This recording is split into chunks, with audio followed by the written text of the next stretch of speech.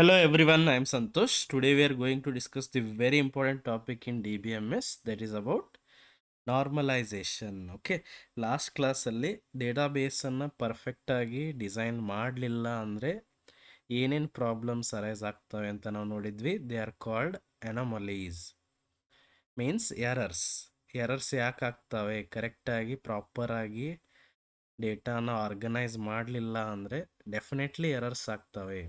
Okay, ಆ ಎರರ್ಸನ್ನು remove ಮಾಡೋಕ್ಕೆ we have one of the concept called normalisation. Normalisation is A process. ಅದರಿಂದ ಏನಾಗುತ್ತೆ, data ಕರೆಕ್ಟಾಗಿ ಆರ್ಗನೈಸ್ ಮಾಡೋ ಮೆಥಡನ್ನು ನಾವು ಕಲಿತೀವಿ. Okay, C we saw anomalies happen because of repeated data. ಅಂದರೆ ರಿಪೀಟೆಡ್ ಡೇಟಾ ಇದ್ದಿದ್ದರಿಂದ ಏನೇನು ಪ್ರಾಬ್ಲಮ್ಸ್ ಆಗುತ್ತೆ ಅಂತ ನಾವು ಡಿಸ್ಕಸ್ ಮಾಡಿದ್ವಿ. ಆ ಪ್ರಾಬ್ಲಮ್ಸನ್ನು ಅವಾಯ್ಡ್ ಮಾಡೋಕ್ಕೆ we have the concept called normalisation. Normalisation is the process used to remove the problems in the poor database design from the poor database design. Okay, let us see. Let us write about it. We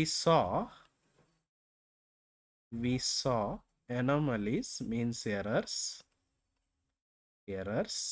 happen because of repeated ಡೇಟಾನ repeatedly store ಮಾಡೋದ್ರಿಂದ ಏನು errors ಬಂದು ಅಂತ ನಾವು observe ಮಾಡಿದ್ವಿ ಅಲ್ಲ. Yes, and we need normalisation because normalisation is the process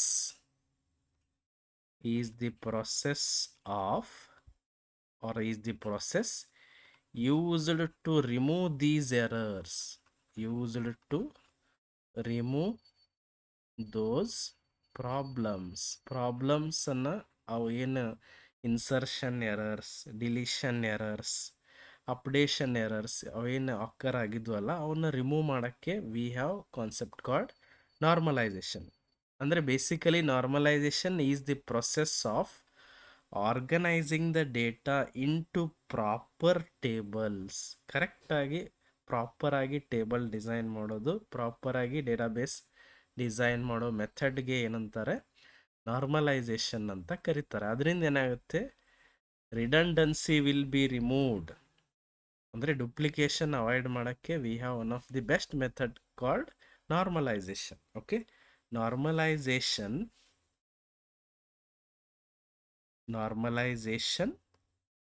is the process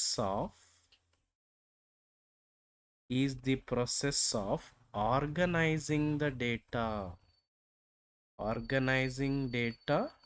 into proper tables. ಕರೆಕ್ಟಾಗಿ ಪ್ರಾಪರಾಗಿ ಯಾವುದು ಫ್ಯಾಕ್ಟಿಗೆ ಏನು ಟೇಬಲ್ ರೆಡಿ ಮಾಡಬೇಕು ಕರೆಕ್ಟಾಗಿ ಡಿಸೈನ್ ಮಾಡೋದು. ಇದರಿಂದ ಏನಾಗುತ್ತೆ, ಟು ರಿಮೂವ್ ರಿಡಂಡೆನ್ಸಿ ಅಂದರೆ duplicated data, and to avoid errors ಅಥವಾ ಅನಾಮಲೀಸ್ ಅಂತ ನಾವು ಕರಿತೀವಿ. ಡೇಟಾಬೇಸ್ ಡಿಸೈನಲ್ಲಿ ಎರರ್ಸನ್ನು ರಿಮೂವ್ ಮಾಡೋಕ್ಕೆ one of the process we have, that is called normalisation. And normalisation follows one fact one place rule. ಅಂದರೆ ಯಾವುದೋ ಒಂದು fact related, for example student related ನೀವು ಡೇಟಾ ಸ್ಟೋರ್ ಮಾಡ್ತಾ ಇದ್ರೆ ಅದು ಒಂದು ಪ್ಲೇಸಲ್ಲಿ ಇರಬೇಕು. ಕೋರ್ಸ್ ರಿಲೇಟೆಡ್ ನೀವು ಡೇಟಾ ಸ್ಟೋರ್ ಮಾಡ್ತಾ ಇದ್ರೆ ಅದು ಇನ್ನೊಂದು ಪ್ಲೇಸಲ್ಲಿ ಇರಬೇಕು. ಎರಡು ಮಿಕ್ಸ್ ಮಾಡಬಾರ್ದು. That is what the rule of normalisation. ಅದರಿಂದ ಡೇಟಾಬೇಸ್ ಡಿಸೈನ್ ಪರ್ಫೆಕ್ಟ್ ಆಗುತ್ತೆ ಅಂತ ಹೇಳ್ತಾರೆ. Okay, C normalisation follows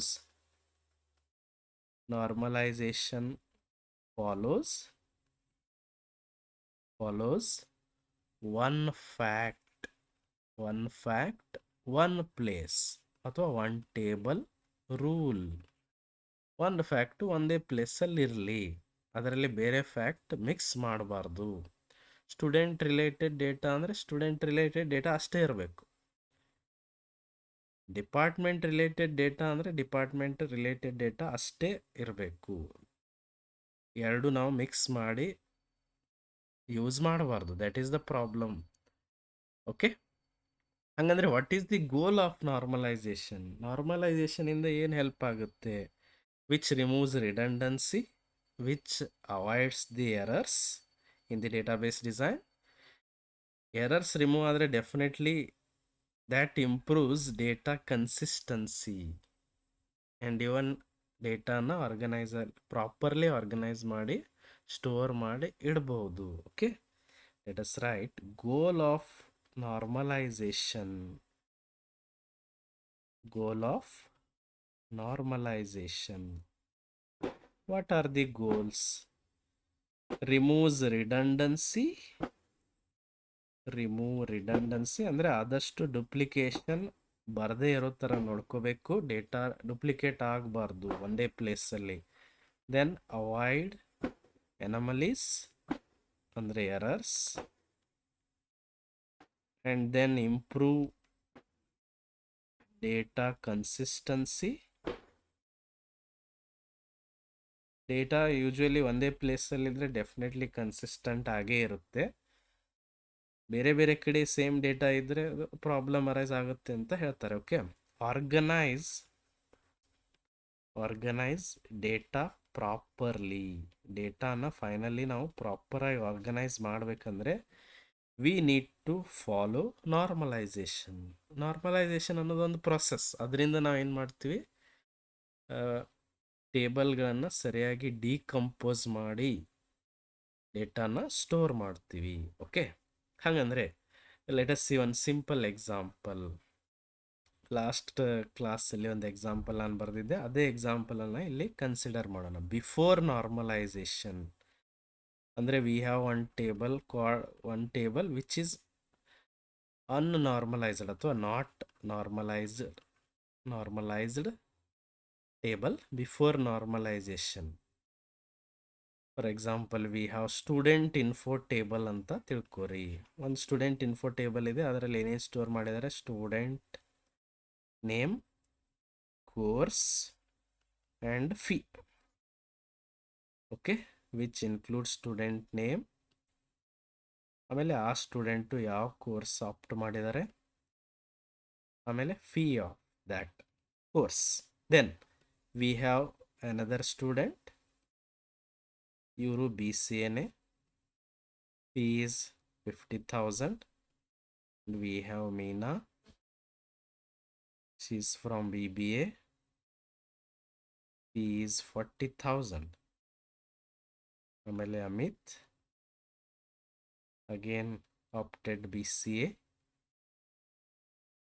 then Ravi is there, BSc, fee is same as BBA.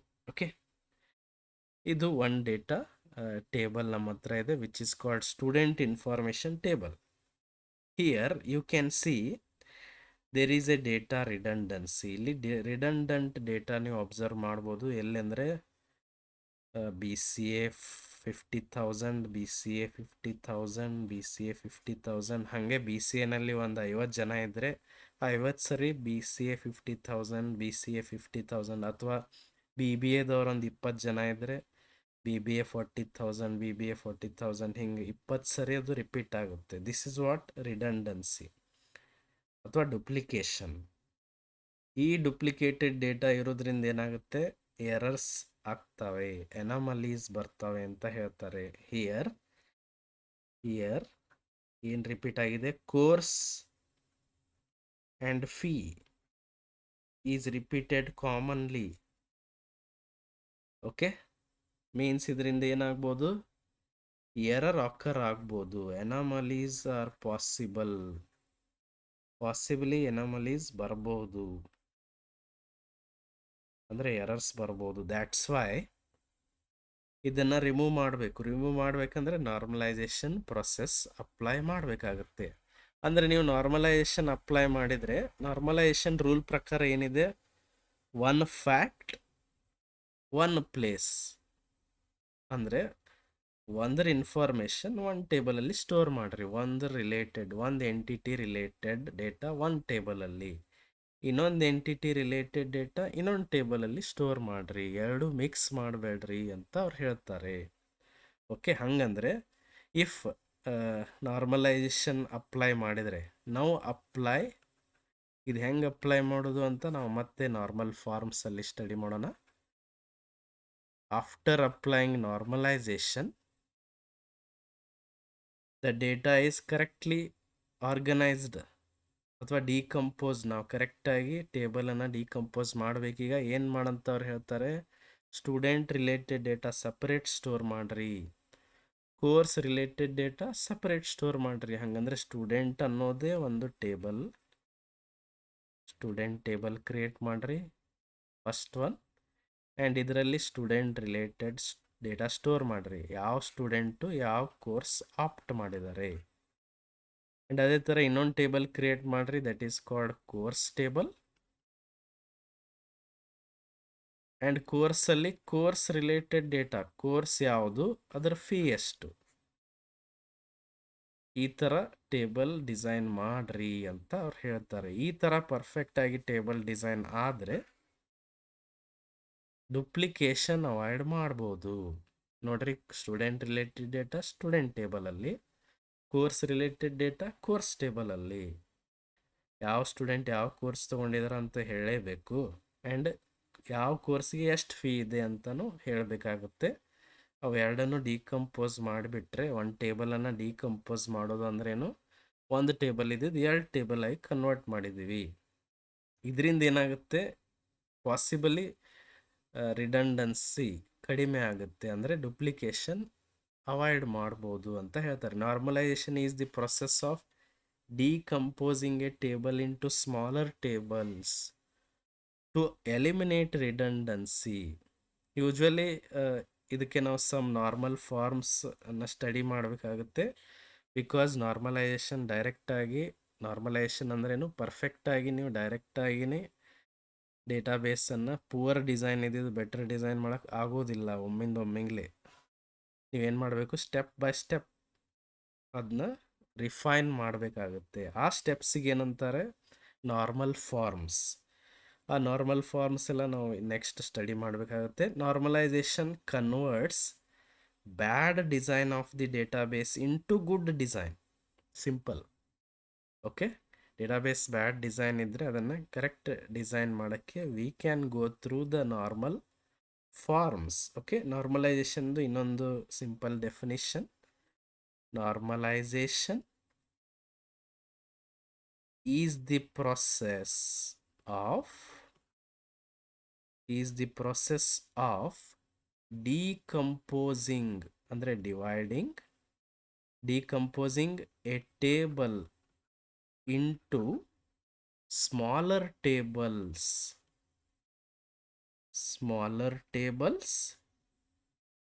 to eliminate redundancy.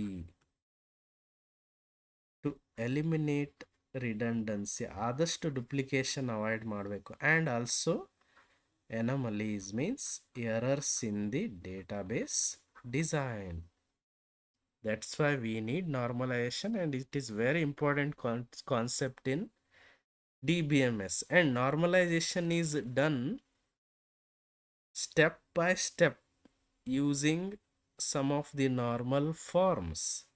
ಆ ಎಲ್ಲ ನಾರ್ಮಲ್ ಫಾರ್ಮ್ಸನ್ನು ನಾವು ನೆಕ್ಸ್ಟ್ ವಿಡಿಯೋನಲ್ಲಿ ಸ್ಟಡಿ ಮಾಡೋಣ. ಓಕೆ, ಇದರಲ್ಲಿ ಏನಾದರೂ ಡೌಟ್ ಇದ್ದರೆ ಕ್ವಶನ್ ಮಾಡಿರಿ. ಈಗ ನಾನು ಜಸ್ಟ್ ಗ್ಲಿಮ್ಸ್ ಆಫ್ ನಾರ್ಮಲೈಸೇಷನ್ ಅದಂದರೆ ಏನು ಅಂತ ಅಷ್ಟೇ ತಿಳಿಸ್ಕೊಟ್ಟಿದ್ದೀನಿ. ಪರ್ಫೆಕ್ಟಾಗಿ ನಾವು ಎಲ್ಲ ನಾರ್ಮಲ್ ಫಾರ್ಮ್ಸನ್ನು ಸ್ಟಡಿ ಮಾಡೋಣ, ಆವಾಗ ಕಂಪ್ಲೀಟ್ಲಿ ನಾರ್ಮಲೈಸೇಷನ್ ಅಂದರೆ ಏನು ಅಂತ ನಮಗೆ ಐಡಿಯಾ ಬರುತ್ತೆ. Okay, if you have any questions you can comment, and if you are new to the channel please subscribe and share the video. ಇದು ಹೆಂಗೆ ನಾವು ಡಿವೈಡ್ ಮಾಡಿದ್ವಿ ಟೇಬಲ್ ಅನ್ನೋದನ್ನು ನೆಕ್ಸ್ಟ್ ಕ್ಲಾಸಲ್ಲಿ ಮತ್ತೆ ಡೀಪಾಗಿ ನಾನು ಸ್ಟಡಿ ಮಾಡೋಣ. Okay, thank you.